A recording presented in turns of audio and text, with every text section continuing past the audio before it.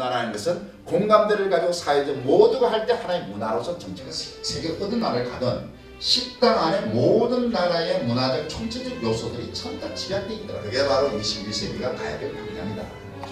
그것에 대해서 제가 느낀 글을 사실 이 책에 조회장님께서는 주 광주요, 주 가온 소사이어티, 주 화요의 현재 대표이사이십니다. 조 회장님께서는 평생을 전통 도자기의 생활화를 위해서 애쓰셨고, 그다음 한식당 가온을 오픈하여 한식당 고급화의 새로운 가능성을 보여줬습니다. 갑자기 이제 부모님이 아버님이 돌아가시고 제가 이제 도자기를 맡다 보니까 이제는 그 문화의 소비자가 아니라 갑자기 이제 문화의 그 생산자가 된 거죠. 예로부터 내려오는 그 어떤 풍습, 또 신앙, 지식, 그 예술, 또 예절 규범 같은 것들, 그 다음에 도덕 이런 모든 게 총체적으로 스며들어 있더라는 거죠. 그리고 그러면서 이제 이 문화라는 것이 결국 무엇인가 어떻게 이게 가치가 만들어지나 보니까 부가 물질적인 것이 만들어지면서 결국 정신적인 어떤 생산 과정에 가장 중요한 핵심 요소들이라는 거죠. 우리나라는 그렇지 않다는 거죠. 우리나라는 생활과 함께 오면서 단절된 그 역사를 가지고 있더라. 그러다 보니 어떤 문제가 오냐면 우리의 전통에 대해서 어떤 정체성이 확실하게 확립이 되어 있지 않다는 거죠. 그러다 보니까 우리가 어떤 문화를 얘기할 때, 전통 문화를 얘기할 때 꼭 100년 전에 전통이 중단된 상태의 그 개념을 가지고 우리가 자꾸 문화라고 이들을 어떻게든지 내가 더욱더 디테일하게 공부를 해가지고 뭔가 여기서 참 해야 어떤 이정표로서 내가 뭘 남겨야만이 또 이것이 하나의 자산이 될 수 있다. 그래서 제가 사실 이 책을 쓰면서 3년 3개월이 걸렸습니다. 사실. 우리가 그럼 앞으로 우리의 상품들을 얼만큼 고급화시켜 가지고 세계 속에 나가 가지고 국부를 창출하는 시대가 온다는데 우리의 제품으로 우리도 이제 그 문화로서 문화 상품을 그런 하자는 의미에서 문화고급이라는 이름을 지었습니다. 우리 한식이 고급화돼야만이 식자재가 훌륭한 식자재를 만들 수 있는 시장이 생깁니다. 아무리 우리가 식자재를 많이 만들어도 우리가 수출을 한다 해도 시장이 없으면 그걸 사주는 소비해주는 사람이 없으면 절대 할 수가 없어요. 그냥 6,500원입니다 사실. 그거보다 비싼 음식 잘 안 먹습니다. 끼니를 때운다고 생각하기 때문에. 그렇기 때문에 거기에 대해서 6,500원짜리 된장찌개 그게 관심을 안 둡니다. 그러니까 각자가 마음대로 쓸 수밖에 없습니다. 거기에 무슨 우리 외국 사람들이 와서 이 된장찌개가 뭐다 이렇게 얘기할 것 아닙니다. 그러니까 거기에 대한 관심이 없기 때문에 그런 표준화를 만들 필요를 못 느끼는 거죠 지금. 근데 만약에 우리가 어떤 이것이 전 세계적으로 나가는 음식이 됐다면 당장 바꿀 겁니다 우리가. 그럼 그거 역시만 똑같이 지금 시장이 형성되지 않기 때문에 우리나라의 음식은 싸고 푸짐하고 그리고 우리들이 끼니를 먹는 음식이라는 그 고정관념 때문에 이게 안 됩니다. 한식의 문화가 세계에서 어느 위치에 서 있다고 생각을 하시나요? 한류가 뭐냐? 우리의 정체성입니다. 우리 정체성은 그럼 어디서 나오냐? 우리 정체성은 결국 의식주 관련돼서 나오는 겁니다.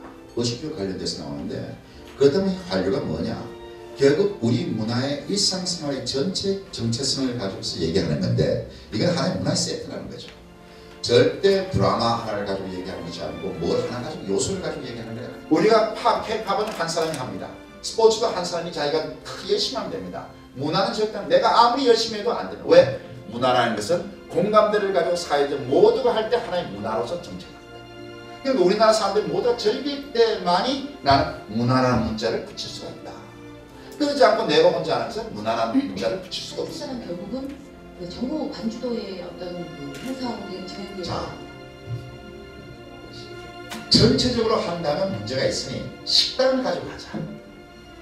식당 안에 나라에 보니까 세계 어떤 나라를 가든 식당 안에 모든 나라의 문화적 총체적 요소들이 전부 다 집약되어 있더라는 거죠. 그 안에 가보면 이 나라 문화가 이거구나 하고 거기서 벌써 다 느낍니다. 가장 청량하게 느낄 수 있는 게 식당이다. 그럼 음식점도 또 대중음식들도 또 각자 개성을 가르치는데 또 거기서 문화가 시작되고 그러면서 우리나라의 정체성이 전체적으로 한번 정리가 될 것이다. 나는 볼 때. 그리고 비판도 오겠죠. 그럼 정리가 되면 내가 지금부터 시작하면 2015년도까지는 분명히 되리라고 봅니다. 그렇게 되면 이제 그 다음에 나는 대기업이 들어야 돼. 당신들은 새로운 메뉴를 개발해주고 새로운 술을 만들어주고 술 지원해주고 그러면서 최고의 가치를 만들어라. 50만 원이라는 것을 만들어가지고 그게 되면 많은 사람 접대받는 사람들이 와서 야, 이 문화가 있는 거구나. 한국 문화. 스시가 되는 거죠. 그러면서 세계 보호들한테 우리만의 어떤 차별된 식품을 갖다가 식문화를 알려주는 한 가지 또 뭐 잠깐 얘기하면 나는 참 요새 서운한 게 드라마를 보면 나는 아주 드라마 끄고 싶어. 왜냐하면 참 더 부유한 가족들이 나오는데 거기서 마시는 술은 전부 다 꼬냑이고 와인이고 스카치야. 그리고 그 다음에 시즌을 한다든지 또 뭐 누가 싸워가지고 화가 나 있을 때는 전부 다 부장마차 가서 그냥 그 술병이 조용히 있고 그냥 마시고 그냥 취해버려. 그러니까 이게 뭐냐? 우리 문화를 저건 문화로서 우리는 홍보해주고 있어요. 세계에 나가가지고. 이게 말이 되는 겁니까? 이게 말이 되는 거냐? 이게 여기에 대해서 어느 누구도 지적하지 않고 있다는 게 이 우리나라가 지금 우리 문화를 뭐로 보고 있냐는 거지. 이거는 절대 아닙니다. 탕을 한번 우리 세계에서 제일 비싼 탕을 만들어보자. 그 당시 제가 신라에 가서 탕을 먹었는데 그 당시 그 2000년도인데 불도장이라는 게 나왔습니다. 근데 그게 10만 원이더라고요. 깜짝 놀라서 나보고 그 당시. 근데 그게 가만보니까 신분의 척도가 돼가지고 많이 어떤 사람 만나면 야 너 그 불도장 먹어봤어? 묻는 사람이 그렇게 많아져요. 그러니까 이게 신분의 척도다. 결국 동경의 대상이 되는 어떤 사람이 먹으니까 나도 먹고 싶다. 동경의 대상인을 내가 깨달아. 그래서 난 뭐냐면 불도장이 깜짝 놀라서 술만 만들었어. 그래서 그걸 만들어 보니까 한 그릇에 30만 원이 나와. 치면 20만 원. 양은 10만 원. 난 너무나 통쾌해서 야 내가 이제 빌렸어. 불도장을 눌렀다. 그래서 그걸 냈더니 나는 우리나라 사람 다 손뼉 칠 줄 알았더니 다 나보고 정신병자라고 그러더라고. 정신 나간 사람이라고 그러더라고. 그래서 내가 그랬어요. 이 30만 원짜리를 만들어야만이 우리나라 어촌에서 건전복을 만드는 사람들이 생길 것이고 건전복을 써야 되기 때문에 그 다음에 또 닭을 또 키우는 사람이 생길 것이고 또 우리의 그 홍삼도 또 세계 속으로 또 퍼져나갈 수 있다.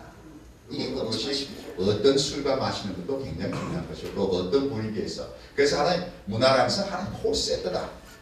우리가 하나의 요소를 가지고서 얘기해서는 절대 안 된다. 문화는. 그래서 그러면 절대 발전할 수가 없다. 그래서 문화를 한 총체적 요소로서 우리가 녹여서 그 문화를 그럼 어떻게 우리의 문화로서 정착시킬 것이냐. 그 다음에 우리 정착시킨 다음에 우리가 즐기는 문화가 돼야 우리가 우리 문화라고 문화란 말을 붙일 수가 있습니다. 그럴 때 이제 우리 문화가 될 때 정착이 될 때 비로소 이 문화가 외국 사람들이 수년과 함께 어깨를 나란히 할 수 있을 때 이것이 수출이 되면서 아마 국부를 창출할 수 있는 시대가 되는 것이 아니냐. 그게 바로 21세기가 가야 될 방향이다 하는 거죠. 그것에 대해서 제가 느낀 점들을 사실 책에 모든 것을 표현해 봤습니다.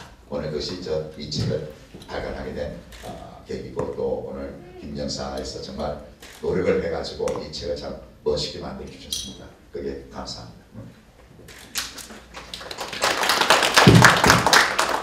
네, 부회장님께서 책에 대한 컨셉 설명을 해주셨습니다. 지금 좀 더 자유롭게